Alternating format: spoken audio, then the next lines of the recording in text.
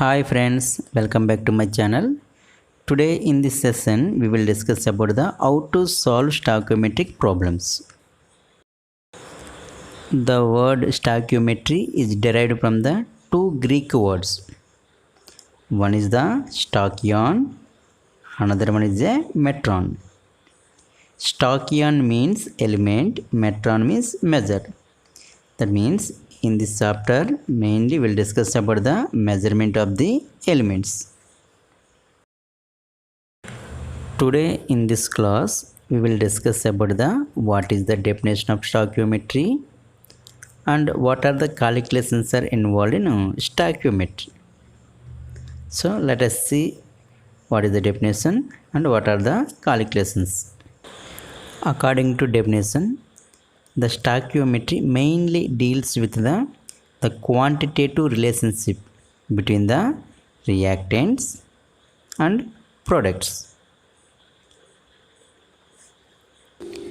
Stoichiometric calculations. For stoichiometric calculations, we should follow following steps. In the first step, you should write the balanced chemical equation. The balanced equation also called as a stoichiometric chemical equation. It means in the first step, you should write a balanced chemical reaction. In second step, you should represent the theoretical amounts of reactants and products. These are the two important steps involved in stoichiometric calculations. If you know these two steps, we can easily solve the stoichiometric problems. The first step is the write balanced chemical equation. Then you should write the theoretical amounts of reactants and products. Let us take one example. CaCO3 gives CaO plus CO2. So that means the limestone decompose to give calcium oxide and carbon dioxide. This is the one of the chemical reaction. To solve stoichiometric problems, you should follow the mainly two steps. In first step, write the balanced chemical reaction. What is the balanced chemical reaction for CaCO3 gives CaO plus CO2? It is already balanced chemical reaction. So, no need to balance this chemical reaction. That means CaCO3 gives CaO plus CO2. So, this is the first step. In second step, write theoretical amounts. What is meant by theoretical amounts?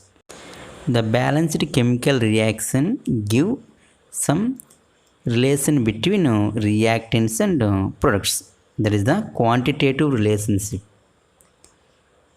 Based on that, we will write some theoretical amounts. First one, I will write number of moles. Based on that chemical reaction, I will write the moles of that chemical reaction. If you see this chemical reaction, CaCO3 gives CaO plus CO2. That means here the coefficient of calcium carbonate equal to 1, calcium oxide also equal to 1, carbon dioxide also equal to 1. That means in this reaction, all the reactants and products contains same number of moles. We can write a mole relationship between reactants and products. If you see this chemical reaction, 1 mole of the calcium carbonate always gives 1 mole of calcium oxide and 1 mole of the carbon dioxide. But in problems, they will ask in different way.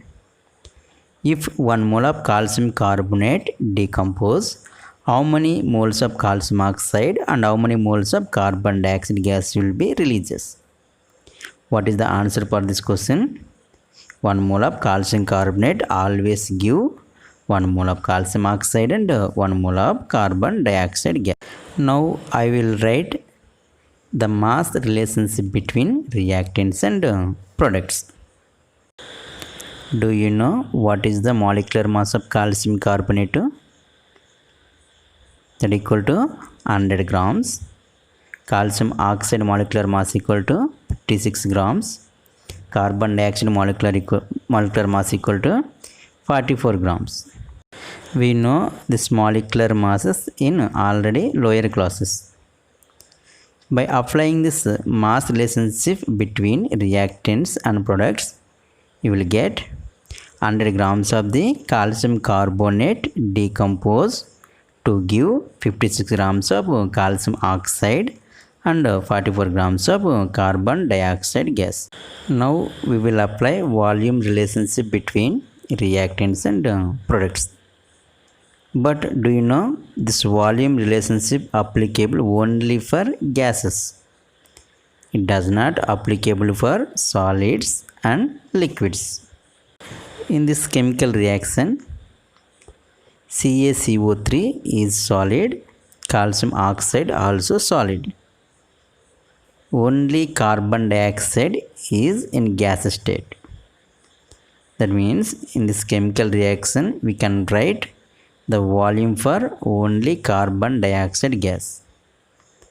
But we cannot write volume for calcium carbonate and calcium oxide. Already everyone know 1 mole of any gas at STP conditions, it occupies 22.4 liters. This is the standard values. This volume is also called as a gram molar volume. It is very important question in NEET examination. Many times they are asked. In this reaction, calcium carbonate solid. So because of that there is no volume. Calcium oxide also solid. Because of that it is also does not contains any volume. But carbon dioxide is a gas state. Here how many moles of carbon dioxide is present? 1 mole. 1 mole of carbon dioxide means how much volume? 22.4 liters of volume at STP conditions. How this type of questions they will ask in examinations. They will ask in examination, if 1 mole of calcium carbonate decompose, how many liters of carbon dioxide gas will be released? What is the answer for this question? 1 mole of any gas will occupy 22.4 liters. So that is the answer for this question. Stoichiometric calculations are very easy if you are understanding. Otherwise, the stoichiometric calculations are very difficult. If you practice many problems, we can easily understand the stoichiometric calculations. Now let us see some examples. Calculate the amount of water produced by the combustion of 16 grams of methane. In this problem, 16 grams of methane is given. You have to find the what is the amount of water. In first step, you have to write the balanced chemical reaction or stoichiometric chemical equation. The methane formula CH4 on combustion means plus O2 gives CO2 plus H2. So this is the chemical reaction involved in this combustion of methane. What is the balanced chemical reaction of combustion of methane? Now we will see.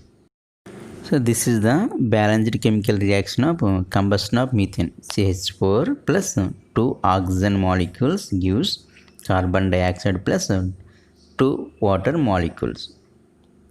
In every problem, first you should write the balanced chemical reaction or stoichiometric chemical equation. Step 2 is the write theoretical amounts of reactants and products. The balanced chemical reaction for combustion of methane is CH4 plus 2 oxygen molecules gives carbon dioxide plus 2 water molecules. What are the theoretical quantities of methane? oxygen, carbon dioxide and water molecules. We know the methane molecular mass is 16 grams, one oxygen molecule 32 grams, one carbon dioxide molecule 44 grams, one water molecule 18 grams. But in this problem they are given 16 grams of methane on combustion. How much amount of the water will be produced? That means you have to check methane and water molecules. No need to check about the oxygen and carbon dioxide gases.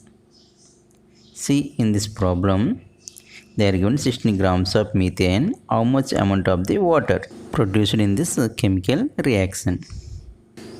From this equation we know that 16 grams of methane always produce 36 grams of the water molecules. We can easily solve any problems by following these steps.